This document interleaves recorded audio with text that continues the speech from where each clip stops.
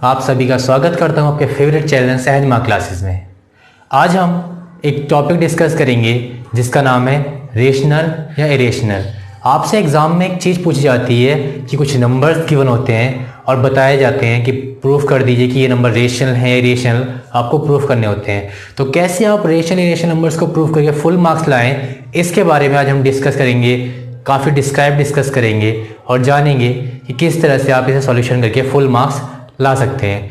तो चलिए शुरू करते हैं। इससे पहले कि हम नंबर्स को प्रूफ करना सीखें कि किस तरह से नंबर्स को रेशनल नंबर प्रूफ करते हैं, हम ये देख लेते हैं कि रेशनल और इरेशनल नंबर होते क्या है। तो चलिए इसे समझते हैं कि रेशनल और इरेशनल नंबर्स कौन से होते हैं और किस तरह से हम इसे प्रूफ कर सकते हैं।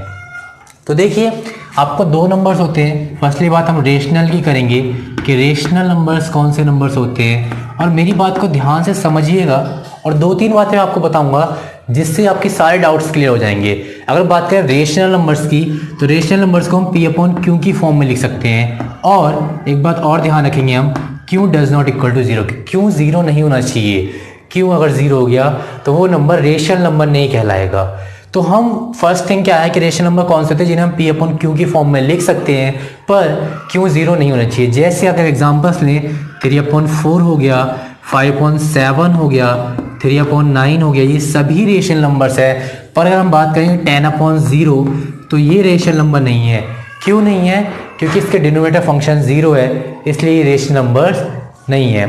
सेकंड, अगर हम बात करें रेशनल नंबर की, तो जो सेकंड पार्ट हम बात करते हैं कि रेशनल नंबर्स वो नंबर्स होते हैं जो कुछ समय बाद डिवाइडेड हो जाते हैं, उन सभी को हम रेशनल नंबर्स कहते हैं। जैसे 2/4 है, तो 4 से अगर हम 2 को डिवाइड करेंगे तो ये एक पॉइंट के बाद डिवाइड हो जाएगा।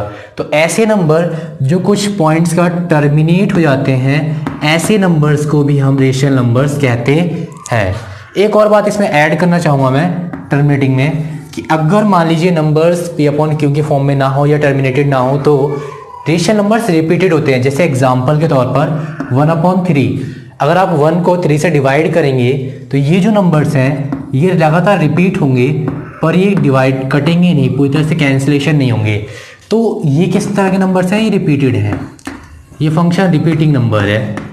तो रेशनल नंबर्स, तीन तरह के नंबर्स को हम रेशनल नंबर्स कहते हैं। अगर P/Q की फॉर्म में गिवन है तो भी वो रेशनल नंबर्स होता है। और सेकेंड थिंग, अगर नंबर एक फंक्शन के बाद टर्मिनेट हो जाता है, पूरी तरह से कंप्लीटेड डिवाइड हो जाता है, तो भी हम उसे रेशनल नंबर कहते हैं। या फिर नंबर रिपीटिंग हो, इसके भी एक एग्जांपल और ले सकते हैं। 2/3 से भी आप यूज़ करेंगे तो ये इस तरह से ही डिवाइड होता हुआ चला जाएगा, और ये तीनों ही नंबर्स रिपीटिंग नंबर हैं। अब बात करते हैं कि इरेशनल नंबर्स किसे कहते हैं। तो अगर हम बात इरेशनल नंबर्स की करें इसी के साथ में, तो इरेशनल नंबर्स वो नंबर्स होंगे जो इसके जस्ट अपोजिट होंगे। जैसे वो नंबर्स जो टर्मिनेटेड नहीं होते हैं उन्हें इरेशनल नंबर्स कहते हैं हम। जैसे एग्जांपल के तौर पर अगर हम बात करें तो √3, √5, √7 ये वो नंबर्स हैं जो कंप्लीटली टर्मिनेटेड नहीं है, तो ये इरेशनल नंबर्स हैं। या फिर हम कह सकते हैं जो नॉन रिपीटिंग नंबर्स हैं। जैसे कि एग्जांपल के तौर पर पाई की वैल्यू होती है 3.1479, और ये नंबर इसी तरह से कंटिन्यूस फंक्शन करते रहता है। तो पाई भी जो एक इरेशनल नंबर है, क्योंकि इसमें ना तो रिपीटिंग होती है और ना पूरी तरह से टर्मिनेटेड वैल्यू है। तो हम ऐसे नंबर जो पूरी तरह से टर्मिनेटेड ना हो या जो रिपीटेशन ना करते हो, ऐसे नंबर को हम इरेशनल नंबर कह सकते हैं। हम क्या कहते हैं? Non terminated and non repeated numbers जो होते हैं वो इरेशनल नंबर्स होते हैं, और टर्मिनेटेड एंड रिपीटेशन नंबर्स जो होते हैं वो सभी नंबर्स रेशनल नंबर होते हैं। तो बच्चों, आइए हम बात करते हैं, एक एग्जांपल लेते हैं एक क्वेश्चन के, प्रूव दैट √5 इज इरेशनल। आपको √5 इरेशनल प्रूफ करना है। तो मैं आपको इसे प्रूफ करने का एक बहुत सिंपल तरीका बताता हूँ, एक बहुत ही आसान तरीका कि हमें √5 इरेशनल प्रूफ करना है। तो एक्चुअल में हम क्या करेंगे, हम √5 को पहले रेशनल मान लेंगे और फिर अपनी ही बात को गलत साबित कर देंगे कि जो हमने बात मानी थी भाई वो हमने गलत माना था। तो एक्चुअल में फिर √5 क्या हो जाएगा? Irrational number. इसे करेंगे कैसे लैंग्वेजिकली, इसे मैं आपको समझाता हूँ। तो चलिए शुरू करते हैं, सॉल्यूशन से स्टार्ट करते हैं। तो फर्स्टली हम क्या करेंगे, लेट कर लेंगे, लेट अस एज्यूम दैट कि √5 कैसा नंबर है? √5 इज रेशनल नंबर। हमने मान लिया कि √5 एक रेशनल नंबर है, ठीक है। फिर करेंगे हम नाउ, फिर लेट अगर रूट 5 रेशनल नंबर है तो हमने ये पढ़ा है कि रेशनल नंबर्स को किस फॉर्म में लिख सकते हैं हम, P अपॉन Q की फॉर्म में। तो हमने P अपॉन Q की फॉर्म में लिख लिया। अब A और B क्या है, तो हम यहाँ लिख देंगे where A and B are coprime numbers. A and B जैसे कैसे नंबर्स हैं, को प्राइम नंबर्स हैं। And B does not equal to 0। तो हमने यहाँ लिख लिया कि भाई A और B कैसे नंबर्स हैं, को प्राइम।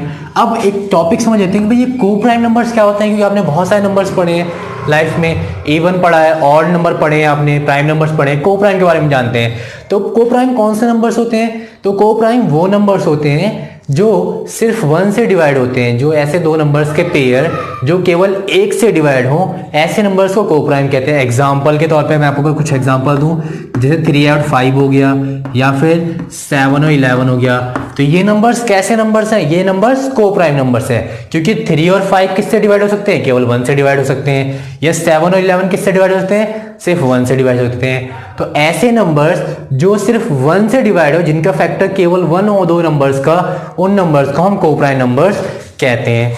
तो चलिए आगे बात करते हैं। तो हमने देखिए यहाँ तक कर लिया कि रूट 5 को हमने A अपॉन B की फॉर्म में लिख लिया, क्योंकि हम रेशनल नंबर्स को, जो कि हमने रेशनल नंबर माना, उसे P अपॉन Q की फॉर्म में लिख सकते हैं। अब स्क्वायरिंग करेंगे, तो स्क्वायरिंग बोथ साइड, हम स्क्वायरिंग करेंगे दोनों साइड की। तो स्क्वायर करने पे हमारे पास जो आएगा वो आएगा रूट 5 का square equal to A upon B का स्क्वायर, फंक्शन का स्क्वायर। यहाँ पे आ जाएगा 5, यहाँ आ जाएगा A स्क्वायर अपॉन में B स्क्वायर। अब देखिए ये डिवाइड में है B स्क्वायर, तो डिवाइड में किस में ले जाएंगे, मल्टीप्लाई में, तो जाएगा 5B स्क्वायर। ठीक है, 5 मल्टीप्लाई में हो गया B के साथ, मल्टीप्लाई की वैल्यू किस में जाएगी, डिवाइड में। अब हम क्या लिख सकते हैं इस फंक्शन से, हम ये लिख सकते हैं कि A square is divisible by 5।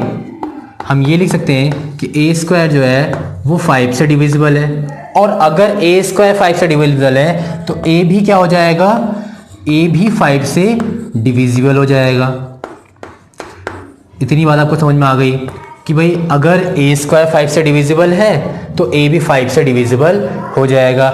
इस इक्वेशन को आप फर्स्ट मान लीजिए, यहाँ मानते हैं, इस इक्वेशन को आप फर्स्ट मान लीजिए और इस इक्वेशन को आप सेकंड मान लीजिए। अब आगे चलते हैं कि हमें आगे क्या करना है। लेट कर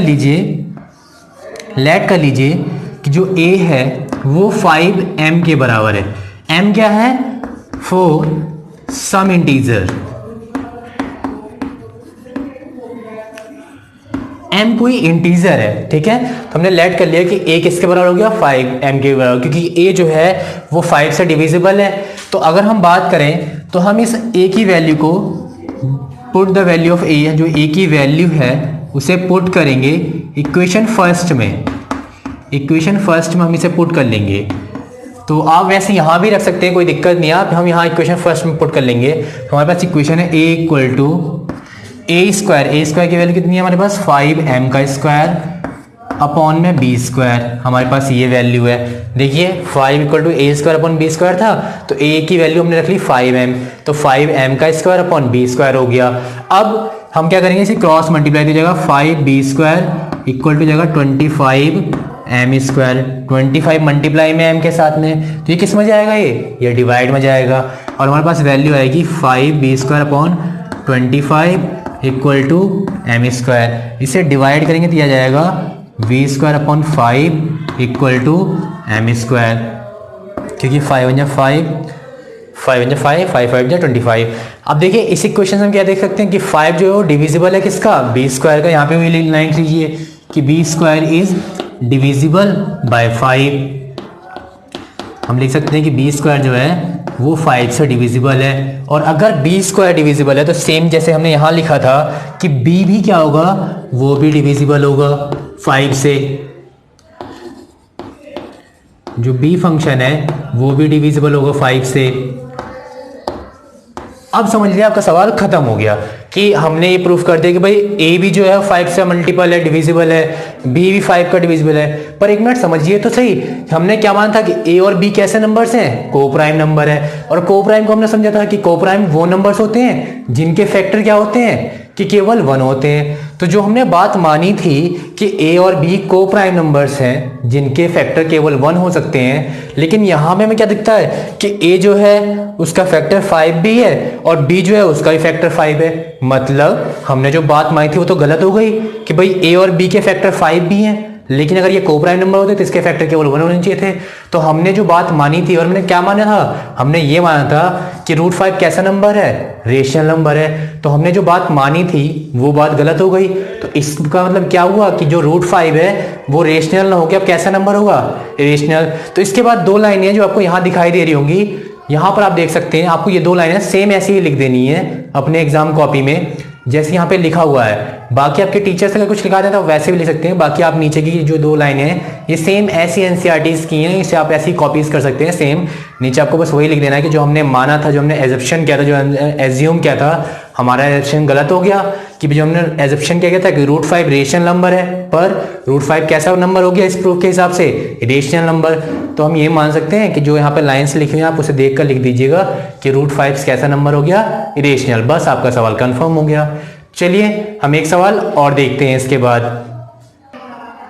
तो देखिए हम अब देखते हैं एक और एग्जाम्पल लेते हैं, वैसे ही कुछ एग्जाम्पल कि prove that 3 + 2√5 is irrational number. ठीक है, हम ये प्रूव कर देते हैं कि भाई हमें प्रूव करना है कि 3 + 2√5 जो है वो एक इरेशनल नंबर है। तो इसके बारे में देखिए 2 लाइन तो सेम है, यूनिवर्सली है, उन्हें आपको ऐसे लिखना है कि let us assume that 3 + 2√5 is rational number. हमने पहले क्या मान लिया कि 3 + 2√5 कैसा नंबर है, रेशनल नंबर है। फिर नाउ लेट 3 + 2√5 a/b के बराबर है, जैसे हमने बात की थी कि a/b क्या होता है, a और b कैसे फंक्शन है, को प्राइम। को प्राइम कौन सा नंबर होता है, हमने बात कर ली कि जिसके फैक्टर्स सिंपली 1 होते हैं। अब आपको अगले स्टेप में स्क्वायर नहीं करना है, अगले स्टेप में करना क्या है, आपको 3 को उधर ले जाना है। तो जगह 2√5 = a/b माइनस का 3, क्योंकि ये प्लस की वैल्यू उधर जाके किसकी हो जाएगी, माइनस की वैल्यू। अब देखिए 2 जो मल्टीप्लाई में 5 के साथ, √5 के साथ, उसे डिवाइड में ले जाइए। तो जगह √5 = a/2b माइनस का 3/2। हमारे पास वैल्यू आ गई √5 = a/2b माइनस का 3/2। अब इस बात को समझिए, देखिए a/p/q की फॉर्म में जो हम फंक्शन हमें मिलता है वो कैसे नंबर होते हैं, रेशनल नंबर। तो अगर मैं इसका सॉल्यूशन करूंगा भी इस नंबर्स का तो कुछ रेशनल नंबर ही आएगा, p/q के फॉर्म में कोई नंबर आएगा। और अगर ये नंबर रेशनल है तो 5 इसके इक्वल टू में है, तो 5 भी कैसा नंबर हो जाएगा, 5 भी रेशनल नंबर हो जाएगा। तो हम ये लिख सकते हैं सो √5 इज रेशनल नंबर। हम लिख सकते हैं ना कि √5 इज रेशनल नंबर। पर एक मिनट रुकिए, अभी हमने क्या प्रूव किया कि √5 कैसा नंबर है, इरेशनल। हम जानते हैं, वी नो दैट, हम जानते हैं कि √5 जो है वो इरेशनल नंबर है, अभी हमने प्रूफ किया इससे पहले। तो इसका मतलब क्या हुआ कि जो बात हमने मानी थी कि भाई ये रेशनल नंबर है पूरा फंक्शन, वो कैसा हो गया, वो बात गलत साबित हो गई, है ना। तो जो हमने माना था कि रेशनल नंबर है वो बात गलत साबित हो गई। इसका मतलब कि एक फंक्शन कैसा हो जाएगा, ये सारा फंक्शन फिर से इरेशनल हो जाएगा। जो हमने बात मानी वो हमारी बात गलत साबित हो गई। और हमने क्या माना था कि ये जो पूरा फंक्शन है 3 + 2√5 वो रेशनल नंबर है, तो ये कैसा नंबर बन गया, अब इरेशनल नंबर। तो यहाँ पे देखिए 2 लाइन फिर से आपके आ रही होंगी, वो लाइन आपको यूनिवर्सली लिख देनी है। वो लाइन में ये लिखा हुआ है कि जो हमने एजप्शन किया था वो इनकरेक्ट हो गया है। इसका मतलब क्या है कि पूरा फंक्शन कैसा है, ये सारा का सारा फंक्शन इरेशनल नंबर है, ये रेशनल नंबर नहीं है। तो मुझे उम्मीद है कि आपको ये वीडियो पसंद आई होगी और समझ में भी आई होगी। चैनल को लाइक करें, सब्सक्राइब करें और नेक्स्ट टाइम में आपको जिस टॉपिक से भी वीडियो चाहिए हो बताइएगा। बाकी वीडियोस आती रहेंगी, समय के साथ में बेल आइकन भी जरूर दबाएं। थैंक यू सो मच, जय हिंद।